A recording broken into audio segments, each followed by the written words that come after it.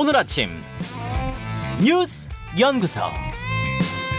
오늘 아침 뉴스의 맥을 짚어드리는 시간 뉴스연구소. 오늘도 두 분의 연구위원 함께합니다. 뉴스톡 김준일 수석 에디터, 경향신문 박순봉 기자, 어서 오십시오. 안녕하세요. 예, 첫 번째 뉴스 기분 좋게 출발하죠. 네, 20세 이하 월드컵 2회 연속 4강 진출. 예, 20세 이하 월드컵 오늘 새벽에 잠 못 이룬 분들이 많았을 거예요. 끝나겠지 하던 것이 연장전까지 갔고 극적인 결승골 넣으면서 4강 진출했습니다. 네, 지난번 대회에서도, 그러니까 4년 전인 2019년 폴란드 대회에서도 우리나라가 준우승했었거든요. 예. 그래서 2회 연속 최소 4강 진출을 확정한 겁니다. 그러니까 최소라고 말씀드린 게 다음 경기에 이기면 더 높은 기록을 쓰게 되겠죠. 2회 연속 준우승이 되고요. 그 다음에 또 우승까지 하게 되면 최초 우승, 이런 기록까지 이 가능성이 열려 있는 상태입니다. 4강 진출 길목에서 만났던 상대는 나이지리아였거든요. 이제 오늘 새벽에 말씀하신 대로 붙었는데 연장전까지 간 끝에 1대0으로 승리했고요. 예. 전후반 내내 90분간 득점이 없었습니다. 그러다가 연장 5분에 우리나라가 세트피스로 득점을 했어요. 이게 승부를 결정지었습니다. 이승원 선수가 코너킥을 올렸고 이제 최석현 선수가 헤더로 득점을 올렸습니다. 그리고 이에 잘 지켜가지고 승리의 세기를 박았고요. 최석현 선수는 16강전 이 에콰도르전에서도 득점을 했었거든요. 두 경기 연속으로 득점을 했습니다. 그리고 우리나라의 다음 경기는 이제 이탈리아전이거든요. 네. 9일 이번 주 금요일 오전 6시입니다. 그리고 이번 월드컵에서 좀 주목을 받았던 게 브라질이 4강 진출에 탈락을 하고 대신에 이스라엘이 올라왔다라는 거예요. 브라질이 떨어졌어요. 네, 브라질이 피파 랭킹 1위고 이스라엘은 78위거든요. 예. 그러니까 이제 강호가 떨어지고 상대적으로 약체가 올라간 거죠. 두 나라가 8강전에서 붙었는데 이스라엘이 3대2로 승리를 했습니다. 4강 진출 국가를 보면은 우리나라, 이스라엘, 미국, 우루과이 이렇게 4개 나라인데 네. 모두가 우승한 적이 없는 나라들이에요. 그러니까 이번에 우승 트로피는 우승 경험이 없는 나라에게 돌아가게 됐고요. 특히 미국은 4위가 가장 높은 성적이었고 우리나라 포함해서 나머지 3나라는 준우승이 최고 성적이었습니다. 예. 자, 어떻게 보셨어요, 김준일 에디터? 예, 좀 하이라이트만 봤습니다. 일해야 돼가지고 아침에. 그렇죠. 예. 여기저기서 새벽에 함성이 터져 나와서 저도 이게 무슨 일이야 하고 보니까 우리 선수들 너무너무 잘했어요. 이제 4강 올라갔는데 맞붙는 팀이 이탈리아. 예. 와, 어디까지 올라갈 것인가. 점점 더 관심이 모아지고 있는데 오늘 이 뉴스는 2부에 인터뷰로 좀 진행을 해보겠습니다. 예, 하이라이트 장면도 좀 봐가면서 그렇게 진행하도록 하죠. 자, 두 번째 뉴스로 갑니다. 민주당에 화살 돌린 국민의힘. 예, 국민의힘이 긴급 최고위원회를 휴일인 어제 개최를 했습니다. 네, 주말에는 정치권도 좀 쉬는 편이거든요. 원래 공식 회의는 거의 없고요. 대변인들이 논평을 하는데 그것도 사실은 기자들이 요청하는 경우가 많아요. 그러니까 좀 조용하게 지내는데 이번 주말은 여야 모두 바쁘게 움직였습니다. 어제 일요일인데 이례적으로 긴급 최고위 국민의힘이 열었고요. 원래 월요일, 수요일 통상적으로 하거든요. 근데 다른 날짜에 했다라는 게 일단 이례적이고요. 네. 그다음에 제가 보니까 한 가지 주제만 쭉 얘기하는 것도 굉장히 이례적이더라고요. 김기현 대표 포함해가지고 지도부 8명이 발언을 했는데 모두 다 선관위 얘기를 했습니다. 선관위. 선관위 비판한 거죠. 내용을 요약해 보면은 사실은 그간에 했던 내용하고 비슷한데 금요일에 선관위가 최종적으로 감사원 감사 안 받는다라고 하면서 이게 나온 거거든요. 네. 이 감사원 감사 거부한 거 이거 한 목소리로 비판을 했고요. 그리고 좀 새롭다라고 할 만한 주장이 김기현 대표가 선관위하고 민주당을 두고 동업 관계다 이런 표현을 썼습니다.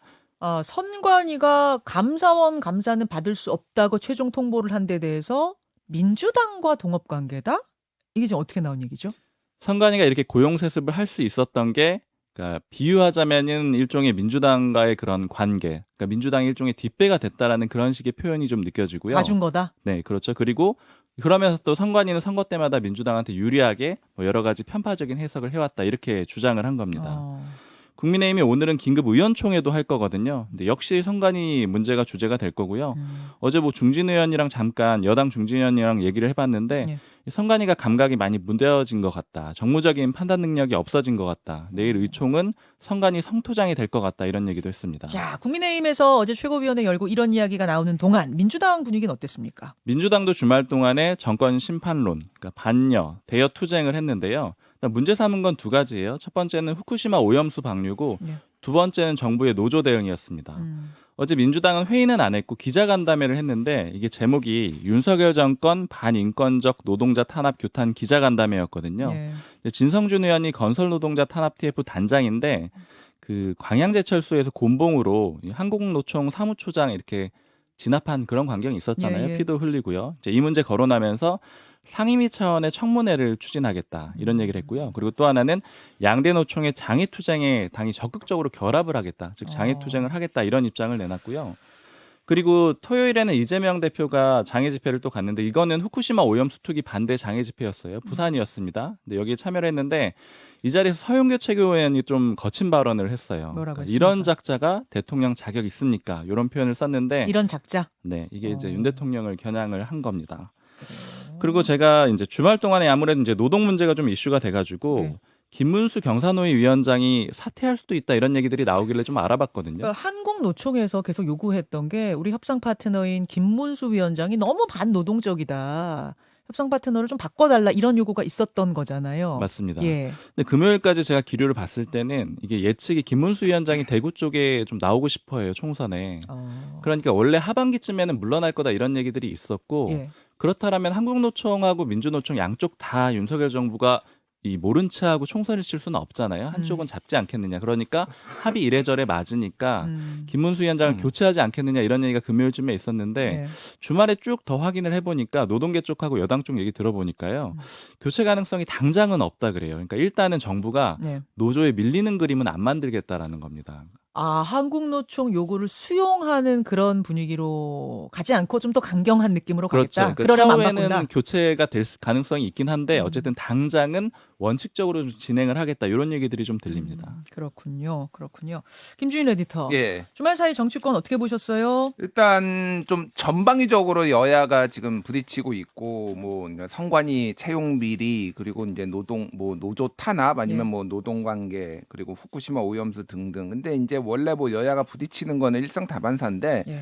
점점 좀 전체적으로 보면은 좀 굉장히 거칠고 굉장히 노골적이고 좀 속내들이 좀 너무 투명하게 좀 보인다 뭐 이런 것 같아요. 총선이 다가오면 다가올수록 더 그럴 거예요. 예, 그러니까 예를 들면 이런 겁니다. 뭐 성관이 뭐 이를테면 채용 비리에 대해서 이제 강력하게 국민의힘이 이제 여당이 감사원 감사받아야 된다. 그리고 이제 뭐 사퇴해야 된다. 뭐 노재학 성관영역 사퇴해야 된다. 이게 사실은 어느 정도 뭐 일리도 있거든요. 이렇게 근데 이거 여기에 붙여서 앞에서 전제로 까는 게 성관이가 야당으로 기울었다라고 하면서 막 사례들 제가 지난주에 설명도 드렸잖아요. 막 그런 사례들하고 붙이니까 야 그러면 성관이 여당 쪽으로 좀 유리하게 만들겠다라는 거야. 이런 식으로 이제 뭐 비춰질 수밖에 없는 거죠. 그러니까 좀 이런 것들도 옛날에는 잘 가리고 했거든요. 그러니까 근데 너무 대놓고 다들 이렇게 하니까 야 뭐 이거 뭐지? 약간 이런 분위기가 좀 있는 거죠. 이게 노동 문제 같은 경우도 마찬가지입니다. 지금 그러니까 이게 지난주에 말씀드렸지만은 그 김준영 한국노총 그 전 금속노련 사무처장이 이제 예. 군복으로 두드려 맞고 지금 한국노총이 지금 완전히 돌아섰잖아요. 그렇죠.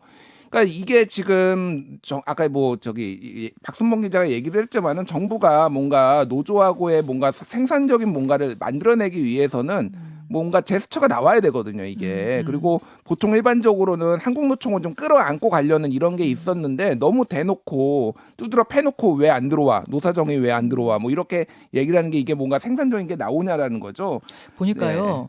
그러니까 광양에서의 그 진압 사태, 피 흘리는 그 사태가 있기 전까지만 해도 김문수 경사노위 위원장 한국노총 요구대로 좀 교체해주고 한국노총도 대화 테이블에서 조금 더 적극적으로 이야기하고 이야기가 좀 이렇게 잘 되고 있었던 것 같아요. 네. 그런데 광양에서의 이 상황이 벌어지고 나서 급속히 더 냉각되는 느낌?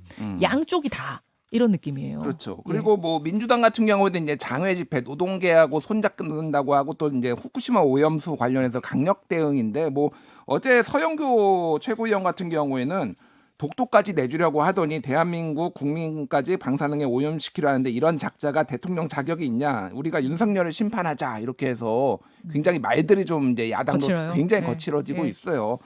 지금 눈에 띄는 게 오늘 뭐 새벽에 이제 단독 기사로 나온 건데 동일 노동 동일 임금과 관련해서 국민의힘이 법제화를 추진을 한다라는 겁니다. 이게 지금 지난 금요일에 출연했던 김영동 의원이 발의를 한 거예요. 그러니까 지금은 그 현행 근로기준법은 성별, 국적, 신앙, 사회적 신분 등의 이유로 임금을 차별하지 못하게 돼 있는데 여기에 고용 형태를 추가를 한다라는 겁니다. 이게 뭐냐면 쉽게 얘기하면 정규직, 비정규직 차별하지 말라라는 거예요. 이게 윤석열 대통령의 소신이라는 거거든요. 지난 1월 11일에 경사노위하고 오찬을 간담회에서 윤석열 대통령이 똑같은 일을 하면서 월급이 차이 나는 거는 문명 사회에서 있을 수 없는 일이다라고 얘기를 했어요. 예, 예. 그러니까 이거를 이제 뭐 노동 개혁의 일환으로 보는 거죠. 예. 문제는 이런 거는 사회적 대타협을 해야 되는 거거든요. 당장 이거를 만약에 입법을 한다라고 하면은 뭐 통과될지 안 될지도 모르지만 예를 들면은 기업들이 난리가 납니다. 왜냐면 하청 노동자들 다 올려줘야 돼요. 그러면은 정규직들이 사실은 양보를 해야 되는 건데 예. 이거는 그냥 신용만 하겠다라는 거예요. 문제를 해결할 의지가 없다라는 겁니다. 이거를 법으로 이미 경총에서도 이미 이건 약간 좀 위험한데 이런 신중론 입장이 지금 나오고 있거든요. 그러니까 이거를 뭔가를 생산적으로 할 생각은 지금 정부가 좀 없고 뭔가를 다 신용 아니면은 이런 식으로 대립구도에서 뭔가 해결을 할 그런 상황이 아닌 것 같아서 그건 굉장히 좀 지켜보는 입장에서 굉장히 사실 좀 이 부분 깝깝합니다. 예. 동일노동 동임임금 같은 경우에는 비정규직이나 하청업체 노동자들이 굉장히 바라는 거잖아요. 그렇죠. 그리고 경영자 측에선 꺼려했던 거고. 음. 근데 지금 이제 여당의 분위기는 경영자 측과 더 가깝고 이제 노동개혁하면서 노동자 측과는 좀 오히려 거리를 두는 분위기였는데 좀 갈등이 있는 분위기였는데 이 입법은 그 기조와는 좀 다른 것 같은 자, 느낌인데요. 이거에 그러면 타겟이 누가 되냐? 정규직.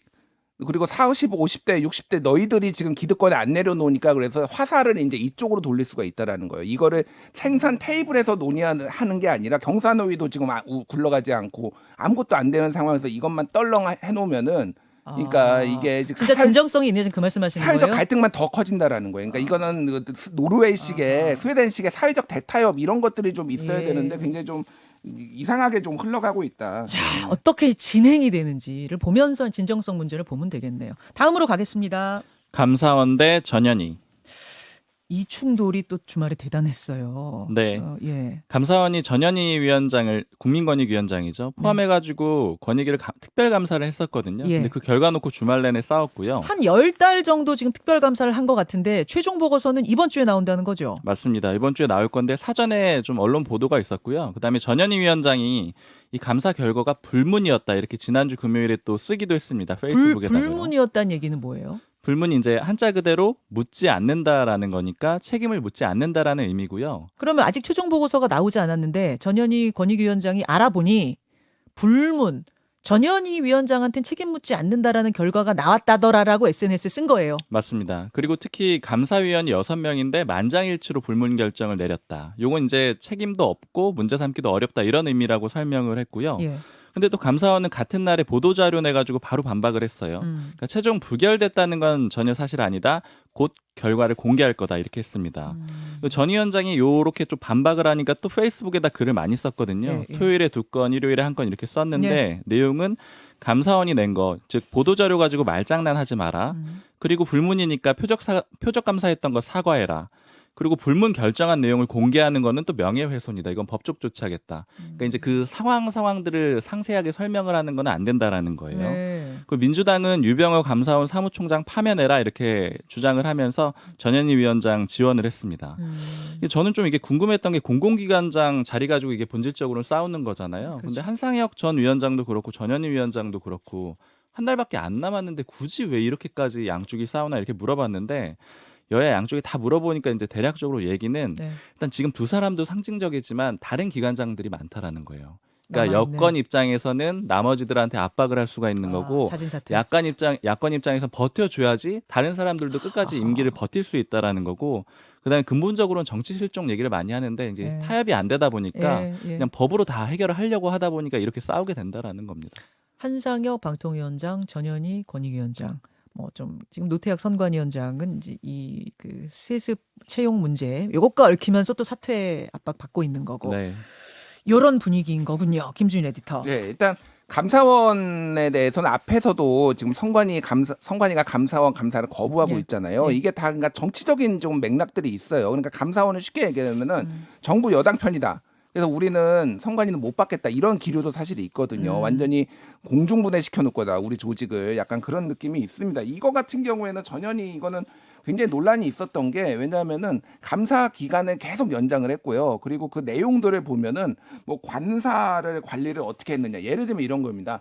수도를 고쳤어요. 전현희 위원장 관사에. 근데 이거 돈 빼돌리려는 거 아니야? 이런 식으로 접근을 해가지고 막 다다다 뒤졌다라는 거예요. 근데 이제 여기 감사위원이 6명인데 이 중에 1명은 윤석열 정부가 임명을 했고 나머지 5명은 문재인 정부가 임명을 했습니다. 그러니까 그런 맥락들도 있는데 심지어는 윤석열 정부에서 임명한 감사위원도 기관장에 대해서는 불문으로 하겠다라는 거 한 거는 이게 좀 무리한 감사였다라는 거를 개인에 대해서는 기관에 대해서는 이제 있을 수 있는 건데 이제 이거를 가지고 또 해석 논쟁이 지금 생기는데 참 보는 입장에서는 굉장히 좀 깝깝한 지금 상황인 것 같아요. 예. 대통령실이 민간단체 보조금 적발한 거 이거 얼마나 엉터리로 쓴 것들이 적발된 건지 짧게 좀 설명해 주세요. 예, 뭐 보조금이 지금 314억 원 정도가 이제 잘못 쓰였다라는 건데 이게 3년 동안 쓰여진 6조 8천억 원 중에 0.46%. 그러니까 적은 금액은 아니죠. 이게 이를테면은 뭐 사업을 하겠다라고 했는데 그거를 제대로 집행을 안 하고 뭐 윤석열 정부 반대 투쟁을 해서 쓴다든지 뭐 이런 것들이 주로 이제 나온 거예요. 됐어요. 그래서 이거를 이제 예전부터 이 시민사회 단체의 이런 보조금 문제를 이제 지적을 해왔던 부분은 아무래도 이게 여기에서 야권 성향의 단체들이 많으니까 이거에 대해서 좀 적극적으로 대통령실이 지적을 하는 게 아닌가 그렇게 보여집니다. 근데 뭐 야권 성향, 여권 성향 할 것 없이 잘못된 거 있으면 당연히 지적하고 그럼요. 시정하고 투명하게 집행해야죠. 우리 세금 이렇게 쓰면 안 되는 거죠. 아니, 그러면 그거는 당연한 분명한 거고요. 여기까지 두 분 수고하셨습니다. 감사합니다. 김현정의 뉴스쇼는 시청자 여러분의 참여를 기다립니다. 구독과 좋아요, 댓글 잊지 않으셨죠? 알림 설정을 해두시면 평일 아침 7시 20분 실시간 라이브도 참여하실 수 있습니다.